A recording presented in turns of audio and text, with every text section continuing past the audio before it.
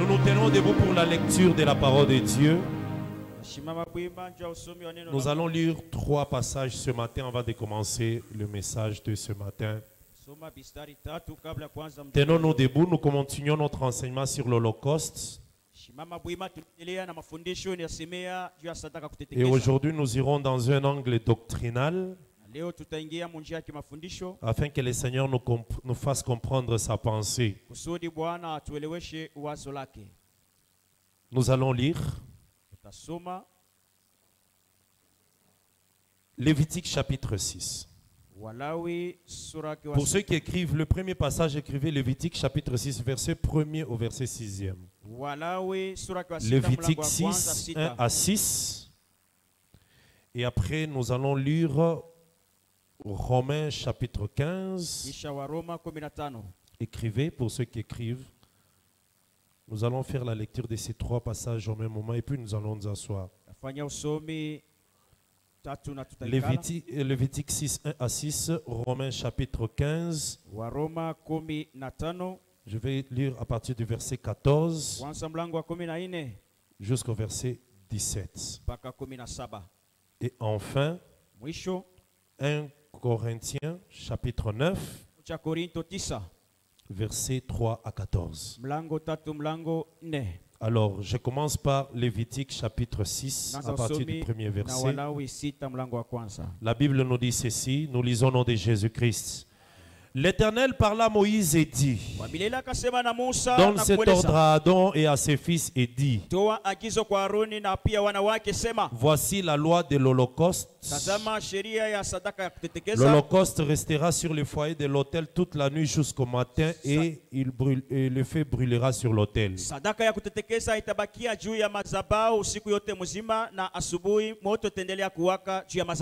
Le sacrificateur revêtira sa tunique de lin et mettra des caleçons sur sa chair. Il enlèvera la cendre faite par le feu qui aura consumé l'holocauste sur l'autel. Et il la déposera près de l'autel. Puis il quittera ses vêtements et en mettra d'autres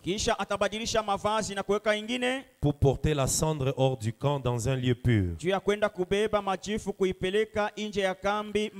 Le feu brûlera sur l'autel et il ne s'éteindra point. Chaque matin, le sacrificateur y allumera du bois, arrangera l'Holocauste et brûlera la graisse des actions des sacrifices d'action de grâce. Le feu brûlera continuellement sur l'autel et ne s'éteindra point. Romains chapitre 15, versets 14 à 16, je lis au nom de Jésus. Pour ce qui vous concerne, mes frères, je suis moi-même persuadé que vous êtes pleins de bonnes dispositions, remplis de toute connaissance et capables de vous exhorter les uns les autres. Cependant, à certains égards, je vous ai écrit avec une sorte de hardiesse, avec ferveur, avec force, courage, comme pour réveiller vos souvenirs à cause de la grâce que Dieu m'a faite. Écoutez maintenant au verset 16 la grâce que Dieu a faite à Paul. La grâce que Dieu m'a faite d'être ministre de Jésus-Christ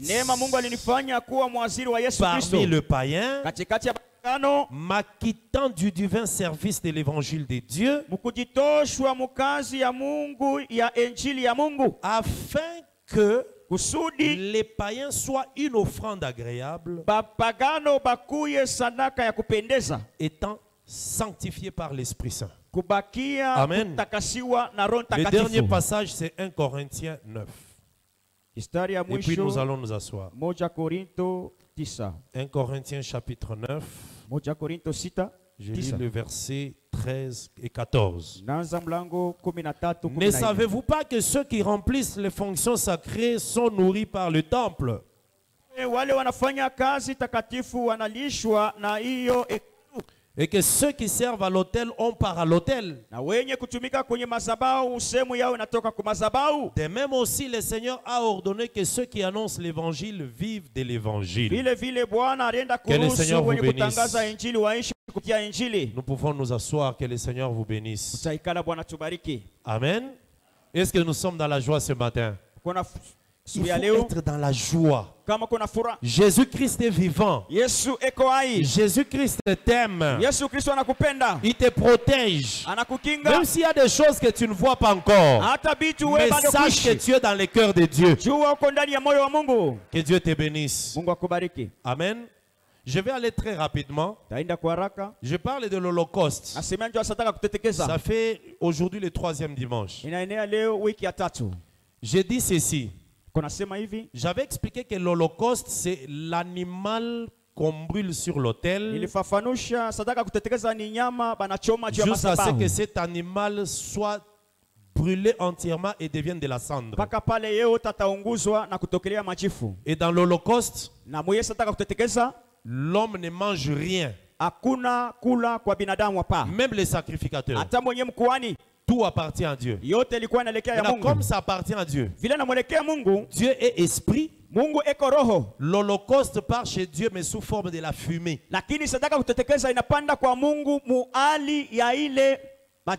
Et la fumée, ça part comme fumée.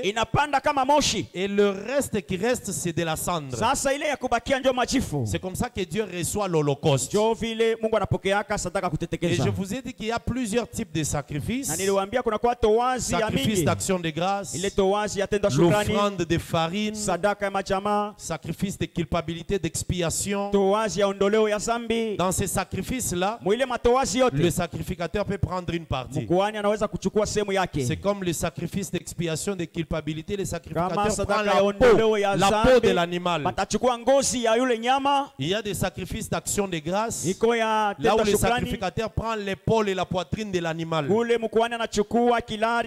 Mais pour l'Holocauste, tout appartient à Dieu. Ça devient de la cendre. Alors je vous ai expliqué la fois passée que l'Holocauste, c'est l'animal devenu cendre. Et cette cendre-là, le sacrificateur va déposer ça à côté de l'autel. Vous êtes des personnes enseignées dans cette église. Je vous ai expliqué comment est l'autel. L'autel, c'est comme un brasero, mais grand. Il y avait une hauteur. Il y avait la partie de dessus, on dépose l'animal. Et il y avait les grilles en dessous, là où la cendre descend. C'est comme ça aussi vos mbaboulas. Tu peux récupérer la cendre en bas. Pour l'autel aussi, on récupérait la cendre en bas. Mais quand on enlève la cendre, on déposait ça à côté de l'autel. Le temps que le sacrificateur va se changer. Parce que quand il travaille à l'autel, il porte des habits en lin. Quand il termine à travailler, à surveiller l'Holocauste, il va enlever la cendre, il met à côté. Il se change. Il enlève les habits de lin. Après, il vient récupérer la cendre pour aller avec ça dans un lieu pur. Et Dieu a dit à Moïse, c'est ça la loi de l'Holocauste. Vous devez respecter ça. Et ça se faisait chaque jour dans les tabernacles. Mais l'Holocauste devait brûler quand? Pas le matin, pas à midi, mais toute la nuit.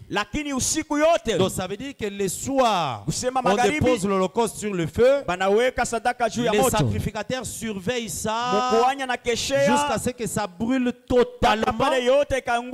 Le matin, maintenant il peut enlever la cendre et aller avec. Ça c'est la loi. Jésus-Christ, quand il est venu, il a dit ceci. Moi, Jésus, je ne suis pas venu abolir la loi. Ça veut dire, je ne suis pas venu l'enlever, mais je suis venu l'accomplir. Donc ça veut dire que cette loi de l'Holocauste, nous devons chercher où est-ce que Jésus l'a accompli. Est-ce que quelqu'un peut lire avec moi Matthieu? Lisons un peu Matthieu.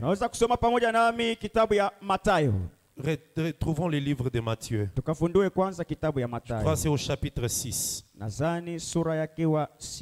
Amen. Lisons. C'est Matthieu combien? Chapitre 6. Ne pensez pas que je suis 5. Hein? C'est 5. Lisons. Matthieu chapitre 5. La Bible nous dit ceci. Je vais commencer au verset 17. Je lis au nom de Jésus. Amen. Ne croyez pas que je sois venu pour abolir la loi ou les prophètes. Je suis venu non pour abolir, mais pour accomplir. Car je vous l'ai dit en vérité, tant que les cieux et la terre ne passeront point, il ne disparaîtra pas la loi, il ne disparaîtra pas de la loi un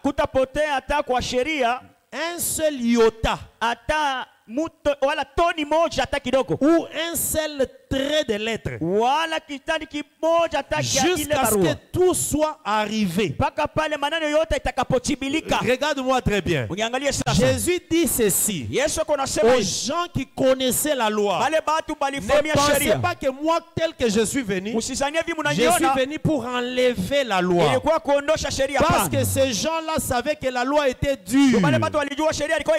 Mais Jésus leur dit, même si la loi est dure, mais moi je ne suis pas venu l'enlever, mais je suis venu l'accomplir. Maintenant il ajoute en disant ceci: tant que le ciel et la terre ne passeront pas, il ne disparaîtra pas même un iota ou un trait de la loi. Ça veut dire, quand tu lis la loi, la virgule qu'il y a là-bas, il ne faut pas l'enlever. Le point, il ne faut pas enlever. L'accent. Jésus n'a pas dit il ne disparaîtra pas un mot. Il n'a pas dit il ne disparaîtra pas une phrase. Il a dit iota, ça veut dire la petite, plus petite partie. Même un trait, ça ne peut pas disparaître jusqu'à ce que ça sera accompli. Quand Jésus est arrivé, la loi de l'Holocauste existait. Maintenant, lui est venu accomplir la loi de l'Holocauste. Mais il n'est pas venu l'abolir. Alors, or, l'Holocauste, c'est l'animal qu'on dépose sur le feu pour le brûler. Jésus aussi, quand il est arrivé, lui est un animal. Parce que l'animal qu'on utilise pour l'Holocauste, ça doit être soit le veau, bouc, ça peut être un oiseau, oui, toutes ces choses-là. Jésus est venu aussi comme cet animal. Les jours où on a baptisé Jésus, l'esprit est descendu sous une forme d'un oiseau. Les jours où Jésus devait partir, il a dit aux disciples, je ne vous laisserai pas seul. Je pars, mais je reviendrai. Donc l'oiseau qui était descendu au Jourdain là, c'est Jésus. Est-ce que quelqu'un comprend? Parce qu'il leur a dit, je pars, mais je reviendrai comme l'esprit. Donc l'oiseau qui descendait, c'est Jésus. L'agneau, c'est Jésus. Les veaux, c'est Jésus. Alors, toutes ces choses-là représentent Jésus. Maintenant, la Bible dit que l'Holocauste doit brûler toute la nuit jusqu'au matin. C'est ainsi quand Jésus est monté à la croix, parce que la croix croix, c'est l'autel. Il y a le feu là-bas. Jésus a dit à ses disciples, est-ce que vous êtes sûr que vous pouvez prendre les baptêmes que moi je vais prendre? Les apôtres pouvaient dire oui, on va prendre les baptêmes. Les baptêmes d'eau, oui. Mais Jésus leur a dit, les baptêmes que moi je vais prendre, c'est un feu qui est déjà allumé. Qui a déjà lu ça? C'est un feu qui est déjà allumé. Mais le feu là c'est quoi? C'est la croix. Alors Jésus comme l'animal on l'a déposé sur la croix. Mais on l'a déposé le matin à 9h. Or l'Holocauste doit brûler la nuit. C'est ainsi qu'à 12h Dieu a éteint le soleil. Le soleil s'est éteint pendant 3 heures. De 12h à 15h, Jésus était l'Holocauste sur l'autel. Et il doit brûler toute la nuit. Cette nuit-là a commencé à 12h, s'est terminée à 15h. Quelqu'un a compris ça? Est-ce que quelqu'un comprend? D'ailleurs, moi je te dis que c'est une nuit. Un jour commence par le lever du soleil et se termine par le coucher du soleil. Amen. Cet exercice ici, je l'ai toujours posé aux gens. Jésus est mort vendredi à 15h. Il est ressuscité dimanche à 5h. Est-ce que c'est 3 jours? C'est 3 jours? Moi, je te demande de vendredi 15h jusqu'à dimanche 5h. C'est 3 jours. Mais pourquoi on dit que Jésus a fait 3 jours? Amen. Amen. Ça fait 3 jours parce que Dieu a créé un jour dans les 2 jours là. Dans la journée du vendredi où il était à la croix, Dieu a créé un jour de 12h à 15h. Le soleil s'est éteint et le soleil s'est levé encore. Voyez, le même jour où on a mis Jésus à la croix, c'était un vendredi. Ce jour-là, le soleil s'est levé. À 9h, on a mis Jésus à la croix. Mais à 12h, le soleil s'est éteint. Ça fait un jour. À 15h encore, le soleil s'est levé. Et il s'est couché encore à 18h. Ça fait 2 jours. Mais le vendredi. Dans le vendredi, il y avait 2 jours. Maintenant, le samedi, le soleil s'est levé. Il s'est couché. Avant qu'il se lève le dimanche, Jésus est ressuscité. Ça fait 3 jours. Quelqu'un comprend ça?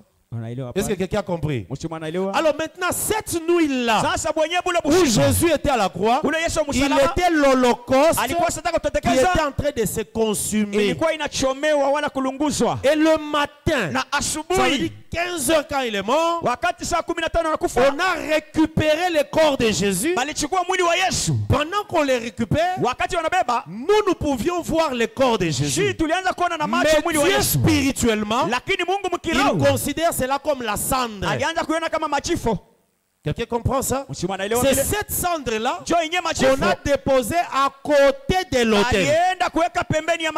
Jésus a été enterré à côté de la croix. Ne croyez pas qu'on a fait descendre de son corps. On a marché avec ça pour aller l'enterrer.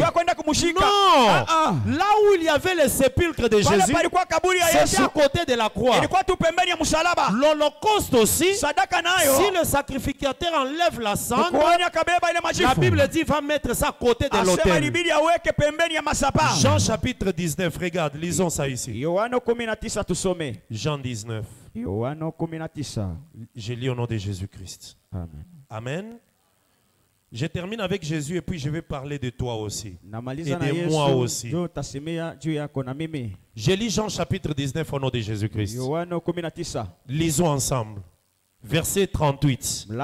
Après cela, Kisha hiyo Joseph d'Arimathée, qui était disciple de Jésus, Yusufu Arimathea alikuwa mwanafunzi wa Yesu, mais il était disciple en secret. lakini alikuwa mwanafunzi musiri. Par crainte des Juifs, Kupitia boka kwa Bayuda, il demanda à Pilate la permission de prendre le corps de Jésus. akaomba kwa Pilato ruhusa ya kwenda kuchukua mwili wa Yesu. Pilate le permit. Pilato akamruhusu, Il vint donc et prit le corps de Jésus. anakuja kuchukua mwili wa Yesu. Nicodème aussi, qui auparavant était allé de nuit vers Jésus, Nikodemu naye mbele alienda kule kwake, vint aussi, naye akakaribia, apportant un mélange d'environ 100 livres de myrrhe et d'aloe. akaleta mchango kadiri 100 ya mira na aloe. Avant que je le continue, je t'explique quelque chose sur les versets 38 et 39. Suis-moi.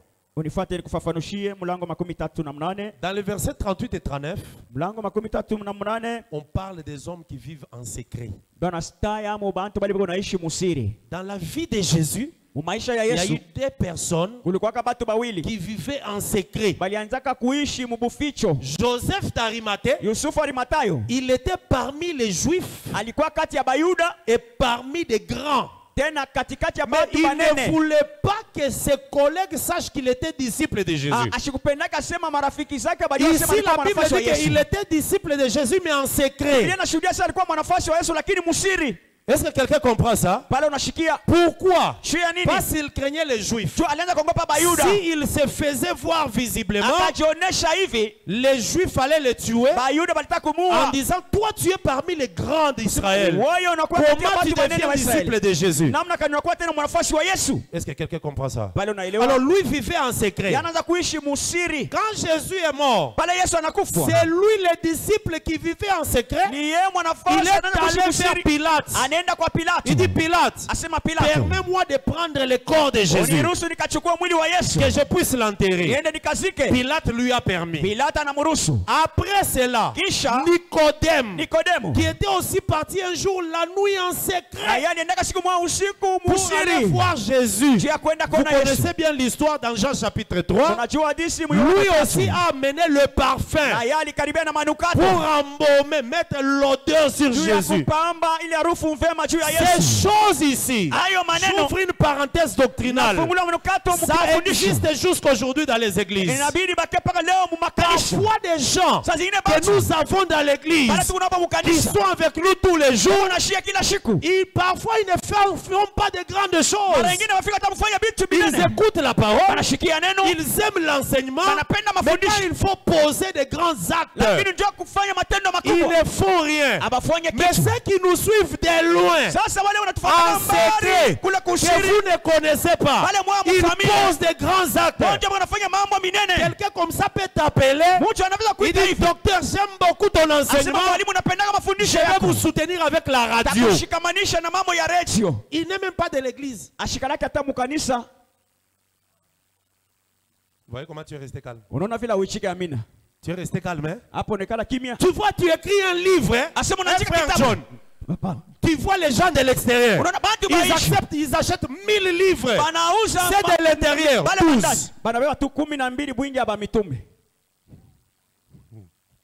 Amen. Amen. C'est une exhortation. Les gens qui étaient avec Jésus tous les jours, ils étaient à la croix en train de regarder, ils pleurent.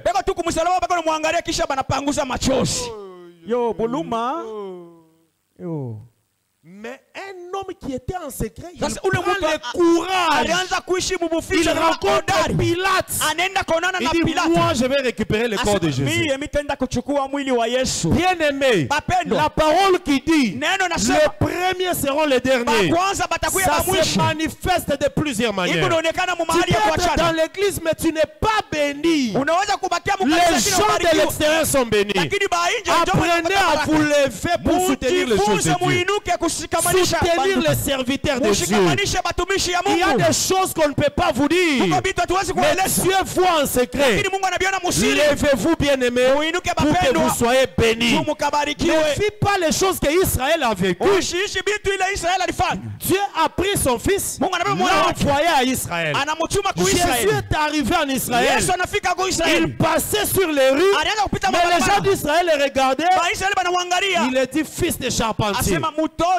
il est passé comme ça. Mais les nations qui étaient loin, lorsque Jésus est mort, nous avons cru en lui. Amen. Amen, bien-aimé. Arrête de te dire dans l'église, moi je suis en difficulté, moi je souffre, moi je n'en ai pas. Dieu ne connaît pas ces choses-là. Donc Jésus, c'est Joseph d'Arimathée, un disciple qui était en secret. Les 12 apôtres ne connaissaient pas. Ne connaissaient pas Joseph d'Arimathée. Ils ne connaissaient pas. Dans les 12, même dans les 70 qui marchaient avec Jésus, Joseph d'Arimathée n'était pas là. Même la connaissance ici. Vous pouvez voir des gens à côté de vous. Hein. Vous savez que Dieu t'a donné une connaissance élevée. Mais vous voyez des gens de loin qui descendent. Quand on parle, ils écrivent. Mais les gens qui sont là, pleins d'orgueil. Et tu vas voir, il n'y a plus d'élévation, plus de montée. L'enseignement reste sèche. Sec. Pourquoi? Manque d'humilité. Quand Dieu a mis quelqu'un à côté de toi, bien-aimé, à moins que cette personne soit orgueilleuse, humilie-toi, apprends. Parce que Dieu fait des choses pour un temps. Il n'y a pas de gens qui sont éternels. Dieu peut te donner une personne pour 8 ans seulement. Après 8 ans, la personne n'est plus là. Et vous savez, c'est quand quelqu'un meurt que les gens commencent à parler du bien de la personne. Toujours. Amen. Amen. Il y a des gens qui voient la bénédiction parfois comme ça, ils négligent. La même chose aussi. J'ai posé une question à un bien-aimé. Bon, quand je dis bien-aimé, des collègues. Pourquoi si quelqu'un est malade, quand on fait des cotisations, vous pouvez avoir 120 000. Que la personne meurt, vous aurez plus de 4 000 $. Pourquoi? Mais tout le monde écrit sur les statuts, aimons-nous vivants. Aimons-nous vivants. Quand il est vivant là, vous tous vous avez cotisé 120 000. 1000 francs. Mais quand il est mort, 2 000 $. Pourquoi? Pourquoi? C'est ce qui est arrivé avec Jésus. Joseph d'Arimathée que les apôtres ne connaissaient pas. Bon, peut-être vous allez dire les apôtres étaient pauvres, ils pêchaient, c'est Jésus qui les a enlevés à la pêche. Ils n'avaient plus l'argent. C'est Jésus qui leur avait dit arrêtez. Amen. Amen. Apprends à faire des choses quand Dieu te les donne. Reconnais des grâces des personnes qui sont à côté de toi. Ton mari que tu négliges, c'est le jour où il n'est pas là, et tu vas comprendre que j'ai perdu quelqu'un. Amen. Amen. Que le Seigneur nous bénisse. Je continue la lecture. Au verset 40. Ils prirent donc les corps de Jésus. Qui ont pris les corps de Jésus? Joseph d'Arimathée et Nicodème. Pierre était où? Jean était où? C'est qui Thomas? Les discuteurs, c'est qui? C'est Thomas. Thomas était où? Mais c'est Nicodème et Joseph d'Arimathée qui ont pris les corps de Jésus.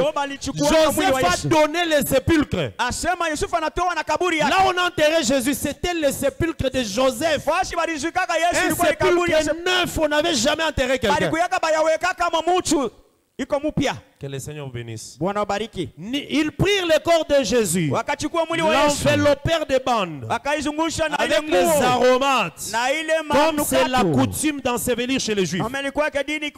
Verset 41. Or, il y avait un jardin dans les lieux où Jésus avait été crucifié. Et dans le jardin, il y avait un sépulcre neuf où personne encore n'avait été mis.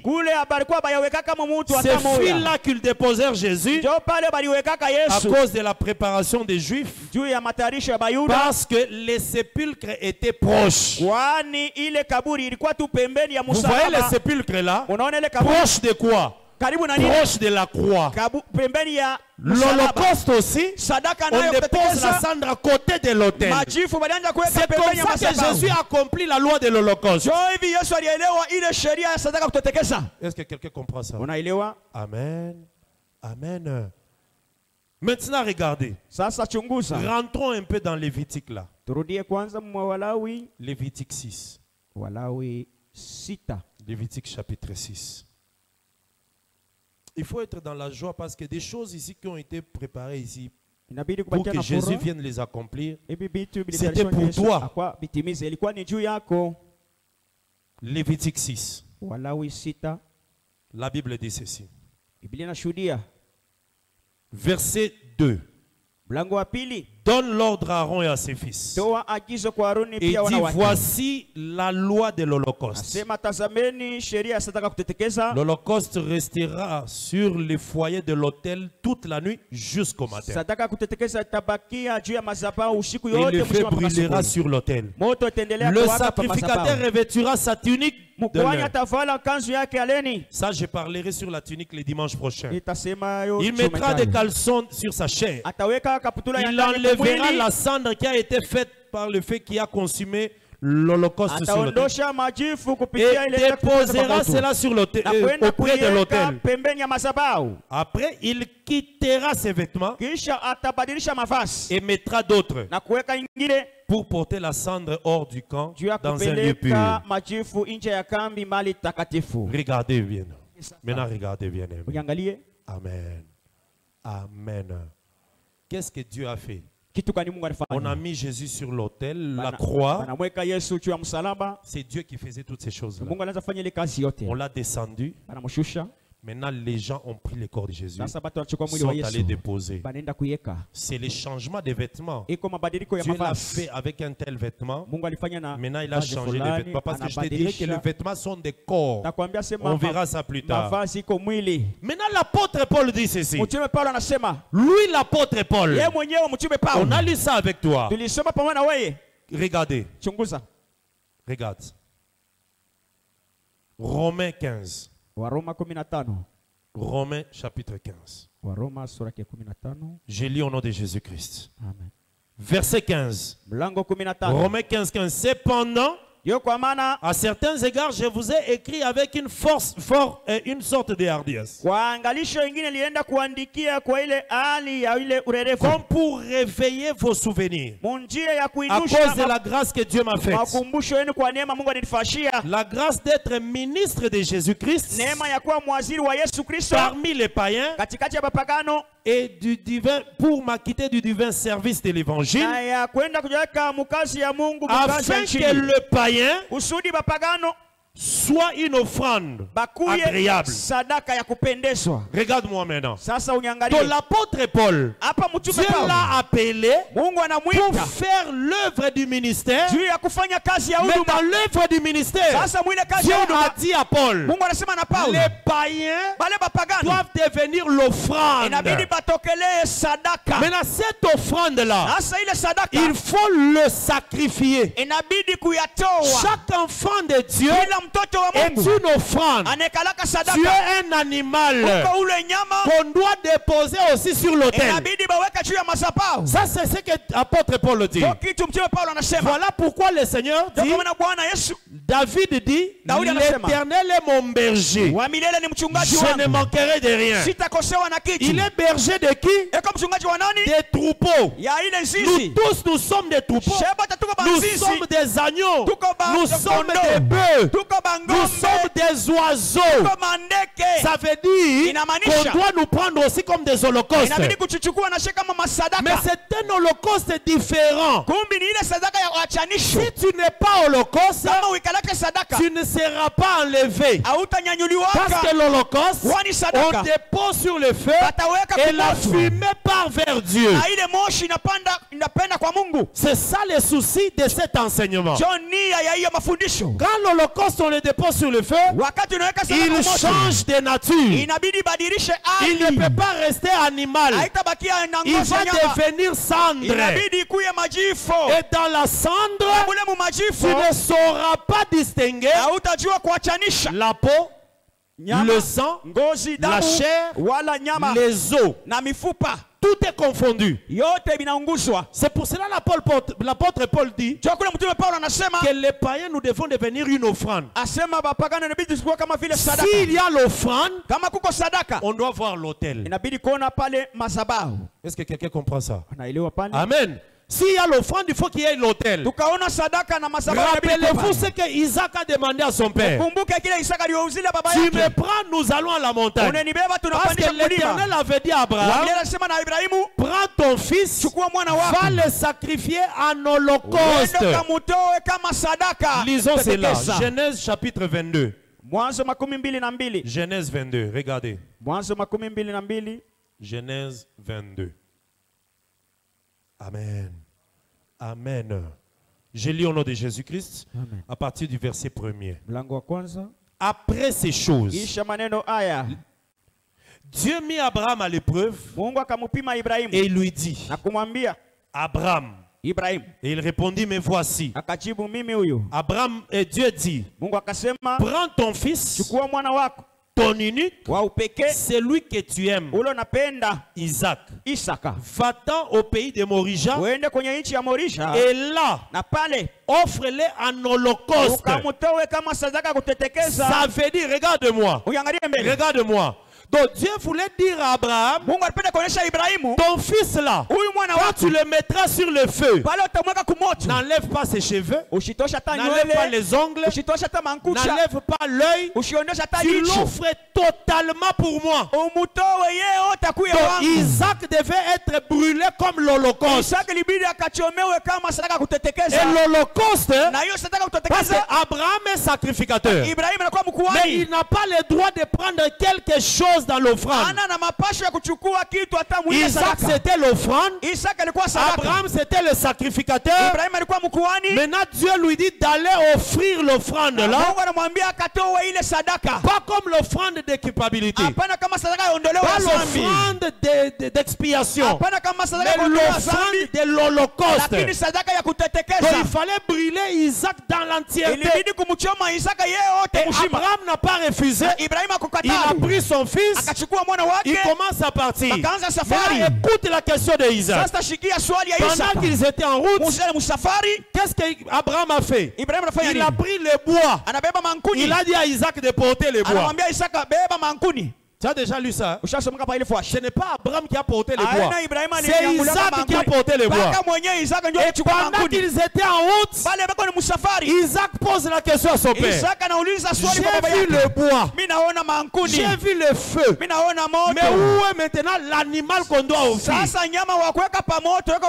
Abraham lui a dit, arrivons d'abord à la montagne. Là-bas à la montagne, l'Éternel pourvoira. Quelqu'un comprend ça? Dieu répète la cérémonie. Jésus est venu sur la terre. Dieu a pris les bois. Il lui a donné à Jésus. Jésus a pris la croix. Mais la croix là c'est quoi? Mais c'est ça le bois du feu. Et Jésus marchait avec la croix, comme Isaac aussi marchait avec les bois. C'était le même bois là, sur lequel on devait mettre Isaac, et c'était la même croix sur laquelle on devait mettre Jésus. C'est pour cela l'apôtre Paul, quand il est venu, dans Galates, il a dit qu'Abraham avait une postérité. Et cette postérité, c'est Jésus. Est-ce que quelqu'un comprend? Amen. Si quelqu'un lit, il va dire, hey, Paul a fait l'erreur. La postérité d'Abraham, c'est Isaac. Mais lui, Paul a dit la postérité d'Abraham, c'est Jésus. Parce que c'était le même événement. Et Jésus a marché avec la croix jusqu'à Golgotha. Isaac aussi avait marché avec les bois jusqu'à Morija. Maintenant, quand ils arrivent à Morija, Abraham prend Isaac. Il le lit. Isaac n'a pas ouvert la bouche. Il n'a pas discuté avec son son père. Il l'a mis sur l'autel. Jésus aussi, on l'a arrêté. La Bible dit qu'il n'a pas ouvert la bouche. C'est ça l'ombre et la réalité. Et toi, tu veux refuser de prêcher comme ça, tu iras en enfer. Si on ne prêche pas la loi et au témoignage, vous irez en enfer. Est-ce que Dieu a répété ces choses pour rien? Amen. Vous savez que veut dire Abraham? Abraham veut dire père de la multitude. Or le père de la multitude c'est Dieu. Et Isaac c'est le fils. Quelqu'un comprend ça? Amen.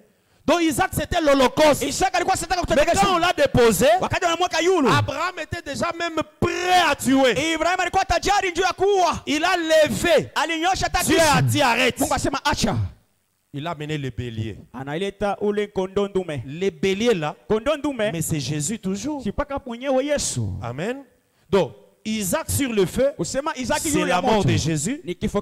Quand on le fait descendre, on tue le bélier. La descente d'Isaac, c'est la résurrection. C'est pour cela dans Hébreu, la Bible dit, lorsque Abraham partait avec Isaac, il avait la foi que même si je sacrifie mon fils, je le retrouverai par une forme de résurrection. Effectivement, il l'a retrouvé par la résurrection. Quelqu'un comprend ça? Est-ce que quelqu'un comprend? Amen. Maintenant, aujourd'hui, l'apôtre Paul nous dit, nous tous tels que nous sommes là, nous sommes aussi des sacrifices, des animaux. C'est toi qui te regardes, tu te dis que je suis un homme. Quand tu t'habilles, tu deviens orgueilleux. Dieu, quand il te regarde, il sait que je suis un animal. Loup et berger, nous sommes des brebis. Est-ce que vous comprenez? Je ne parle pas d'homme animal. Parce que homme animal, c'est celui qui est dans le péché. Mais je parle d'animal spirituellement. Maintenant, si nous sommes des animaux qui doivent être sacrifiés, nous aussi nous posons la question à Paul. Où est le feu? Lui, Isaac demandait où est l'animal. Parce qu'il avait le feu. Mais nous, où est le feu? Paul nous dit, il nous donne la réponse du feu dans 1 Corinthiens 9. Regardez. 1 Corinthiens chapitre 9. Où est l'autel? Paul dit ceci. 1 Corinthiens 9, verset 13. Amen. Est-ce que quelqu'un comprend? La Bible dit au verset 13, ne savez-vous pas que ceux qui remplissent les fonctions sacrées sont nourris par les temples, et que ceux qui servent à l'autel ont part à l'autel? Donc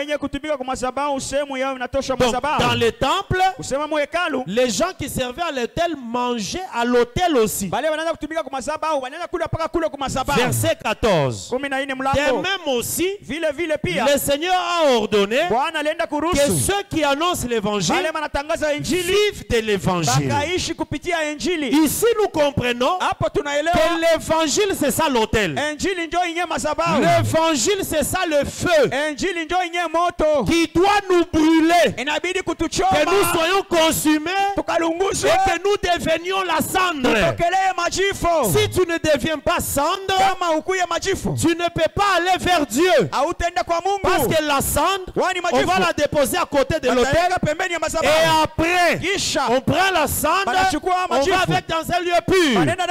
Jésus-Christ, après la croix, on l'a déposé dans les sépulcres, à côté de l'autel. Après, on l'a enlevé. Il est parti dans les lieux purs, vers Dieu. Nous aussi, quand tu crois au Seigneur, en tant qu'animal, on doit d'abord te tuer. D'abord, tu dois mourir. Si tu ne meurs pas, tu restes dans le péché. Et la mort arrive lorsque tu crois. Croire Kuamini. C'est le mourir. Ni kufwa. Est-ce que tu comprends ça? Unaelewa? Croire, c'est mourir. Kuamini ndio kwenye kufwa. Je vais t'expliquer ça. Takufafanushia. Un jour, Pierre, Shikuma ya Petro, il a eu faim. Anapata njala. Il est monté sur le balcon. Anapanda yulu. Il a demandé qu'on lui prépare. Anaomba Lui est monté sur le balcon pour prier. Anapanda yulu njia kuomba. Toi, quand tu demandes à manger, en attendant, tu regardes les films. Amen. Mais la Bible dit dans Actes des Apôtres, Pierre avait faim. Il demandait qu'on préparait pour lui. En attendant, il est monté sur le toit, il est allé prier. Pendant qu'il priait, il est tombé en extase. Il a été emporté par l'esprit. Il a vu une nappe. Une nappe qui descendait avec des animaux dessus. Et puis, une voix lui dit, tue et mange. Et maintenant lui dit, moi je n'ai jamais mangé des choses souillées parce qu'il y avait des animaux impurs. Quand il s'élève, il n'a pas compris parce que Dieu lui a dit, moi c'est que j'ai dit que c'est plus comment toi tu fais. À peine il descend. On n'a même plus vu là où Pierre avait mangé parce qu'on n'a pas dit il avait mangé ou pas. Ça on n'a pas écrit. On nous dit quand il est descendu, non il n'était pas encore descendu. Il réfléchissait sur les songes, sur la vision. Il a entendu on a toqué. Quand il descend, il trouve qu'on lui amène des païens. On lui demande d'aller prêcher les païens. Mais il s'est rappelé du songe. Donc, tu es là qu'on me disait, c'est aller prêcher. Donc, quand tu crois la parole aussi, tu es un animal mais qui est mort. Et quand tu meurs, tu deviens de la cendre. Ta nature ancienne doit passer. On ne peut plus voir ta nature ancienne. Toi tu as crié mais tu es toujours colérique. Tu as crié mais tu es toujours menteur. Tu as crié mais tu as toujours la vengeance dans le cœur. Tu as crié mais tu ne sais pas pardonner. Tu as crié mais tu es toujours dans l'impudicité. Ça veut dire que c'est l'Holocauste mais qui n'est pas encore devenu la cendre. Que le Seigneur te bénisse. Amen. Amen. Vous savez, si tu crois au Seigneur, les gens qui te connaissaient, ils commencent à dire, Andimé n'a vraiment. Il a cru, hein? Mais en tout cas, en ce qui concerne la colère, il doit encore changer. Il a cru, mais en ce qui concerne l'esprit de vengeance, il a cru, mais il est encore orgueilleux.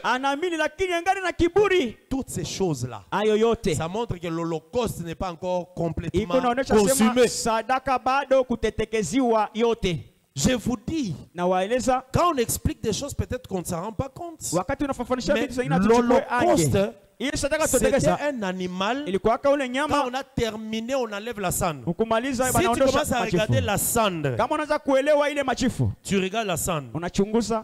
Tu ne peux pas voir où est la cendre du sang, où est la cendre de la peau, des os. La cendre est confondue.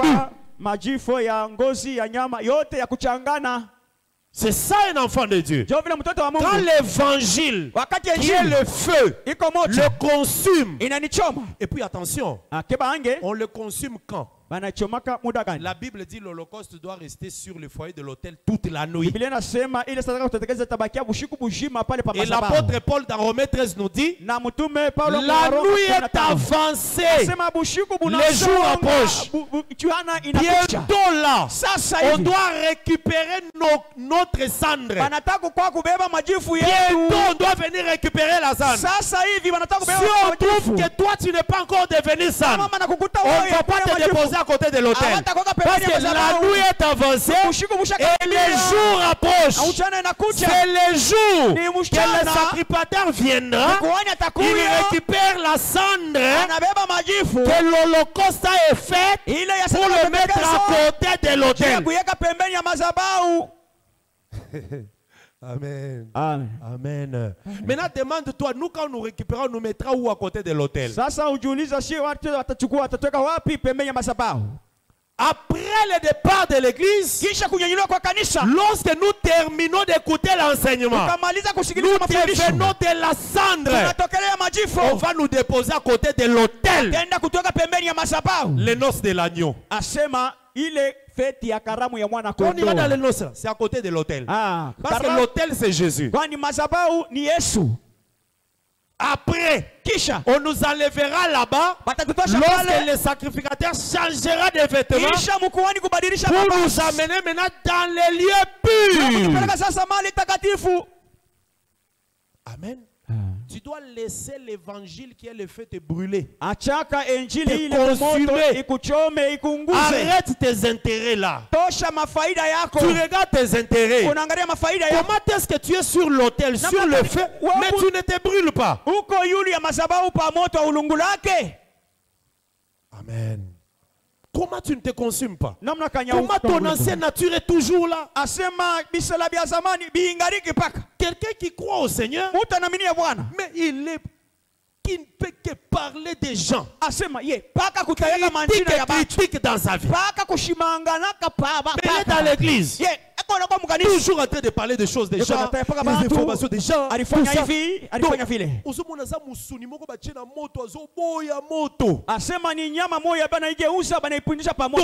tourne comme ça, lui pique, il refuse de se brûler. Amen. Amen. Amen. Amen. Amen. Amen. Tu résistes à l'évangile. Tu résistes à l'évangile. Toi une soeur, une maman, yona bijou olobi ngai bakokundanga na bijou. Je crois tout sauf les bijoux.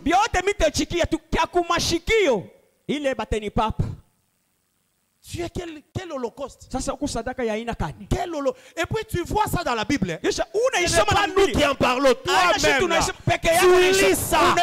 Tu as lu. Donc, Paul a effacé par Tuan. Amen.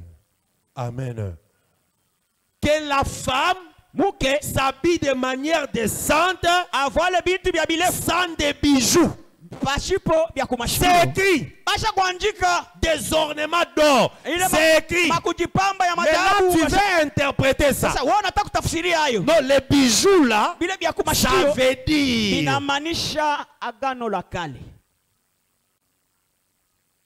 l'évangile brûle, mais tu ne te consumes pas. L'Éternel a dit, Ephraïm, c'est un gâteau qui n'a pas été retourné. On n'a pas encore retourné. Lisons ça. Je crois que c'est Osée. Lis avec moi. Osée. Je vais retrouver ça rapidement. Osée 7 ou Osée 8. Lis, ouvre un peu Osée.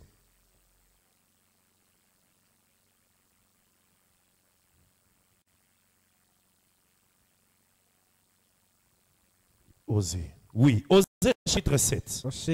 Je lis au nom de Jésus-Christ. Osée chapitre 7. Verset 8, je lis au nom de Jésus-Christ. Je lis au nom de Jésus. Ephraïm se mêle avec le peuple. Ephraïm se mélange au peuple. Ephraïm est un gâteau qui n'a pas été retourné. Toi-même, quand tu arrives quelque part, dans une boulangerie ou dans une pâtisserie, tu choisis le pain ou le gâteau. Tu regardes le pain. Ah, ici ce n'est pas cuit d'un côté. Parce qu'un gâteau, on doit le mettre. Quand ça cuit, on le retourne pour qu'il puisse cuire de l'autre côté. Dieu aussi fait la même chose pour nous. Il te prend, il te dépose sur l'enseignement. L'enseignement te brûle d'un côté. Dès que tu es bien cuit là, on te retourne retourne de l'autre côté. Maintenant, toi tu es venu à l'église, on te met d'un côté, ça te brûle. Tu acceptes d'un côté. Révélation, tu dis amen. Prophétie, amen. Quand on te retourne pour te mettre du côté doctrine, oh non, oh, vous exagérez. Gâteau qui n'est pas retourné.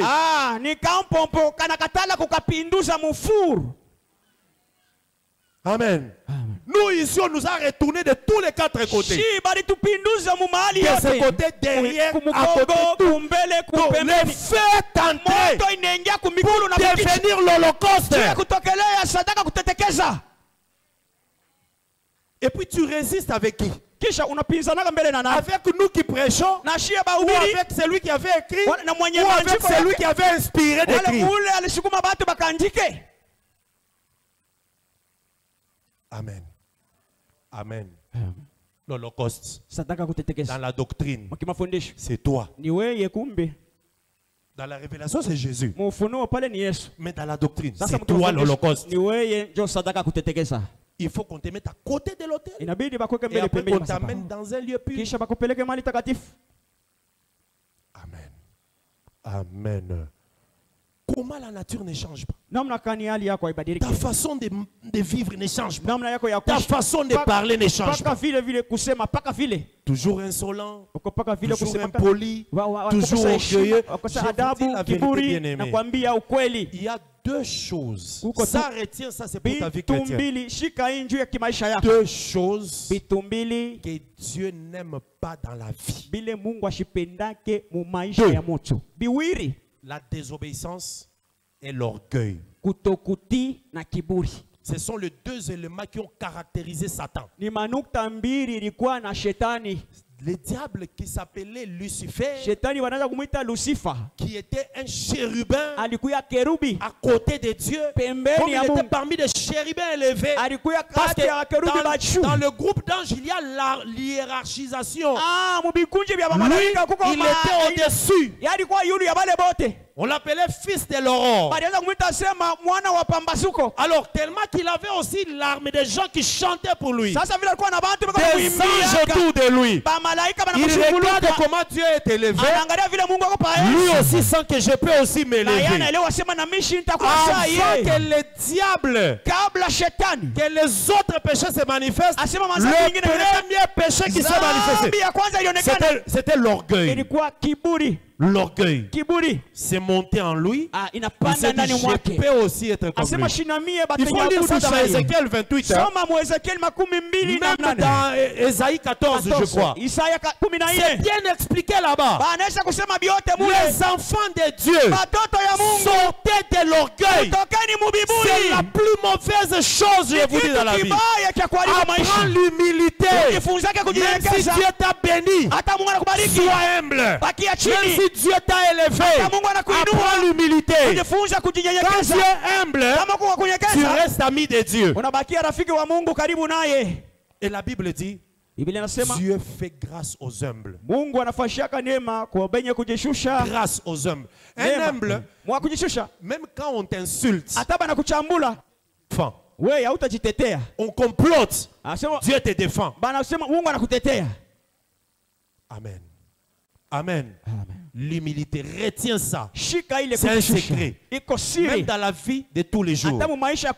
Tu commences à travailler. Tu commences à toucher beaucoup d'argent. Ne néglige pas ceux qui sont restés. Sois humble. Quand tu te maries, fais attention. Ne néglige pas ceux qui ne sont pas encore mariés. La deuxième chose, la désobéissance, Dieu n'aime pas. Si le monde est détruit, la Bible dit, à cause de la désobéissance d'une personne, tout le monde entier est allé dans les péchés. Maintenant, à cause de l'obéissance de Jésus, nous avons reçu le pardon. Mais l'obéissance à qui?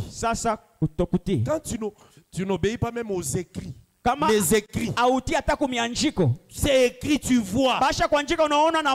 Toi-même, tu vois que un diacre doit être mari d'une femme. Mais tu commences l'église, tu prends ta tante, tu la mets diaconesse. Tu prends ton petit frère qui n'est pas marié, diacre. Tu vois, ce sont des choses. Tu es d'abord orgueilleux, croyant que l'église est à toi, et puis tu dois obéir à la parole.